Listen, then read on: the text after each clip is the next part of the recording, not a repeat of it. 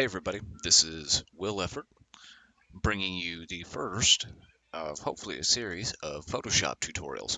So I'm going to show you how I created a glitch effect um, in one of my more recent CodePen tutorials for animation with some interesting glitching. It was just a code concept, not anything I think is actually practical. I just figured, well, I'll share it anyways. But this is what the end result basically looks like. Forgot to enable that. There we go. Nope, and there we go. This is what the end result will look like. Nice, interesting glitch effect. Now, you'll notice I didn't name my layers in this one. We are going to name our layers in ours. So, with this, let's get started. First, pull up your image that you want to use. It can be anything you want. I prefer a person, but you could use any type of scene you like. In this case, I'm utilizing my artist bio picture from my website, the current incarnation of the website. So, because it's high res detail, I think it'll be cool to have that glitch effect on it. So, let's get started. First things first, I actually have already added white space to it, which I don't want, because this is just showing you even people like me who've been doing this for a very long time screw up. So we're going to start with this. We're going to duplicate the background layer, and this is going to be our first glitch, and we're going to call it glitch base. So next, we'll want to make sure we're on the default colors. I'm going to go to canvas size here and bump this up there to give us some space on the side. I'm using white. You can change it to whatever you want. You can edit it after the fact. We'll have this original background layer here always, so don't worry if you screw up. Not a big deal. You'll be fine. So let's get started with this. I am going to first do something based off another tutorial I saw, because I was just curious if anyone had any great ideas on this. I didn't care fully for their implementation. This was Envato Toot's tutorial. I thought it was missing a number of things, and I'm going to show you how to get those missing bits of character back. So first, we're going to take the rectangular selection tool. We're going to just select some stuff. Get a few little things right here. You don't have to be specific about it. Just have fun with it. You know, a little more. There we go.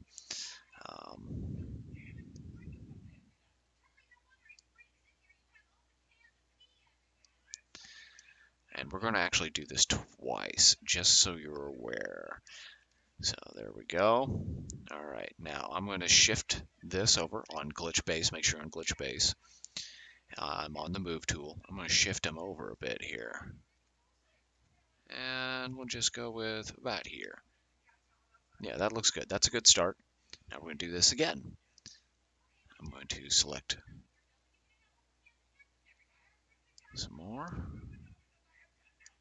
Well, now let's do about here. Then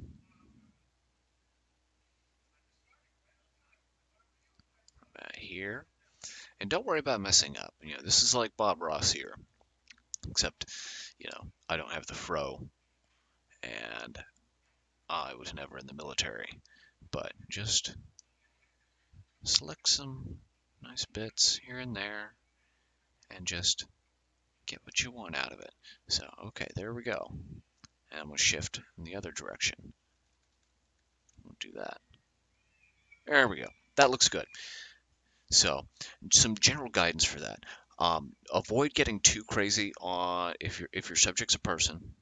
Avoid getting too crazy with the face. Don't select a huge chunk out of the middle of the face unless that's your goal. Like I said, there's no wrong answers here. You do what you want, but try to make sure you get enough to where you get some cool stuff like this here, this bit right here. And vary your lines. You want some thicker ones and some thinner ones. So next we are going to duplicate the original.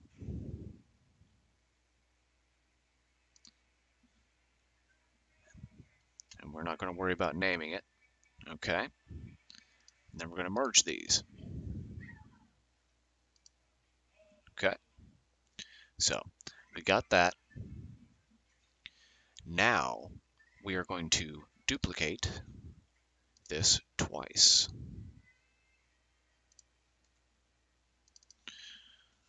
Color shift 1 and color shift 2. I'm going to hide color shift 2 for now.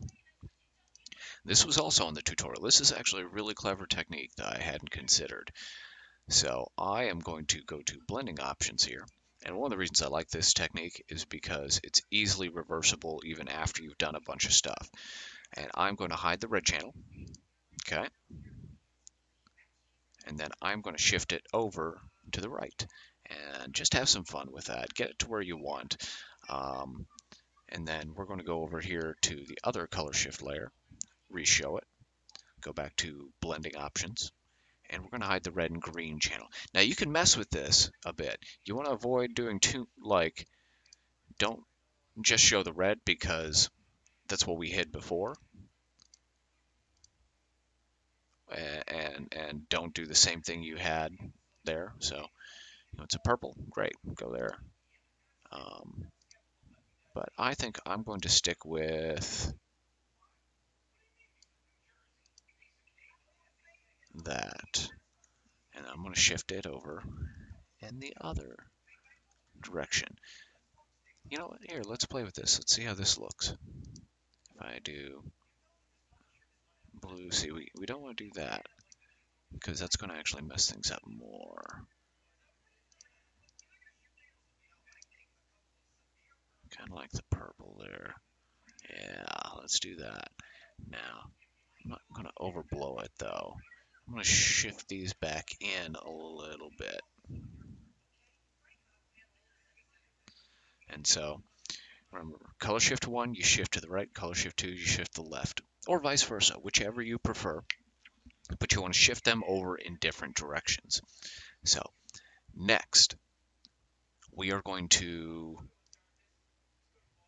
duplicate this layer. Okay, there we go. And now we're going to go to filter, and we're going to go to stylize and wind. Now, default settings are fine. You can leave that as is. If you want to use blast, you can, or stagger even is fine too.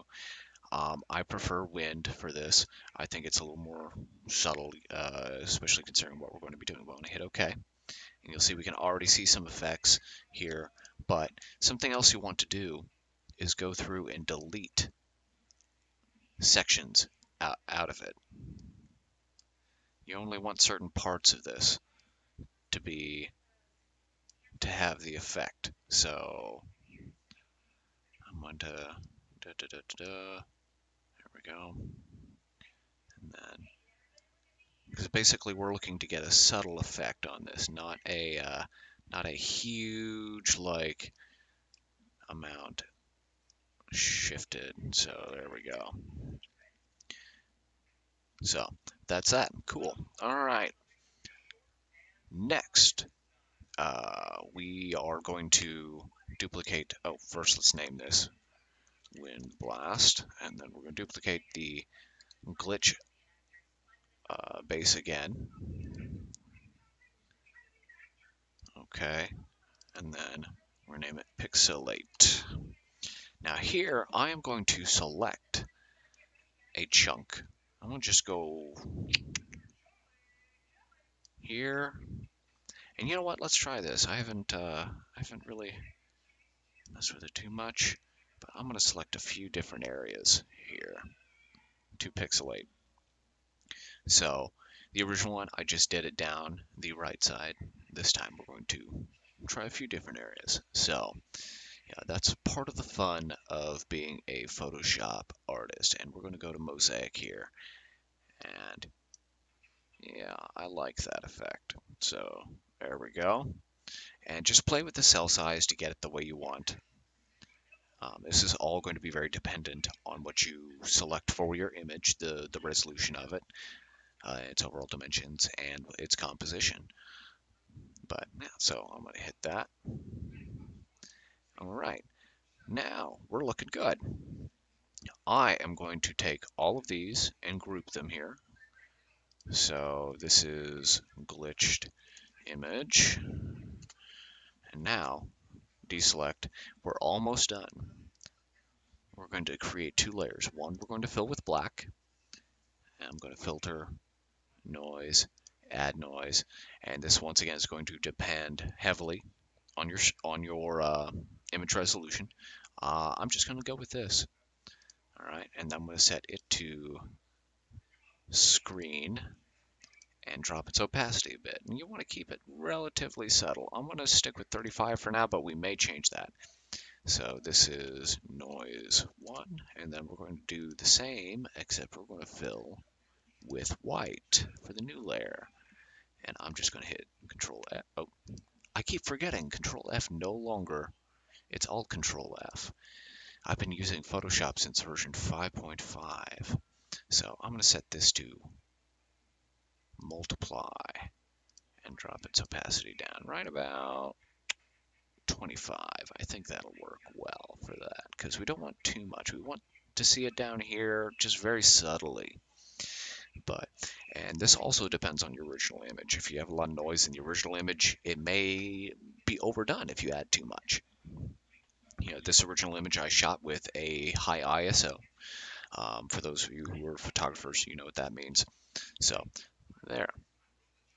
Now that essentially could be it. However, uh, colors aren't quite there. You want kind of a lomographic look almost. And so I'm going to go over here and grab this preset I already made. We're going to try this one here. I used a channel mixer adjustment layer. I'm going to go ahead and pop that over here. There we go. Look at that. So you can see my settings. I'll click through them real quick. So here's the red settings. Here's the green settings. In some cases it's very subtle adjustments. And here's the blue settings.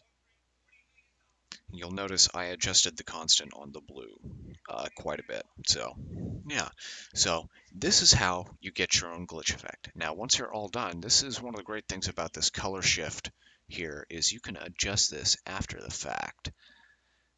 One of the things that sucks about it is you do end up losing some detail. So you want to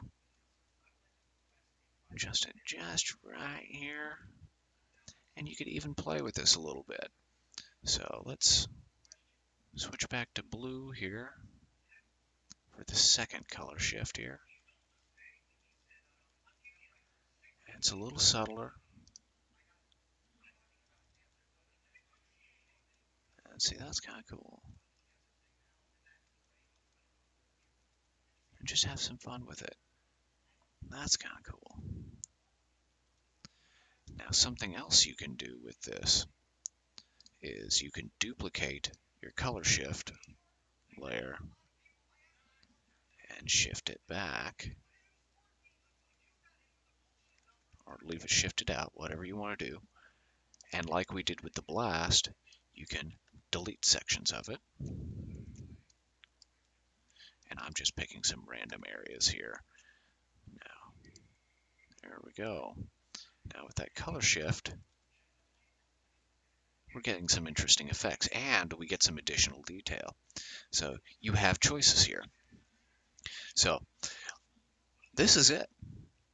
This is exactly what I did for my code tutorial here. So it's an interesting glitch effect. Hopefully you come up with some cool stuff on your own, but feel free to mess with stuff. Like, a lot of this stuff can be changed and tweaked.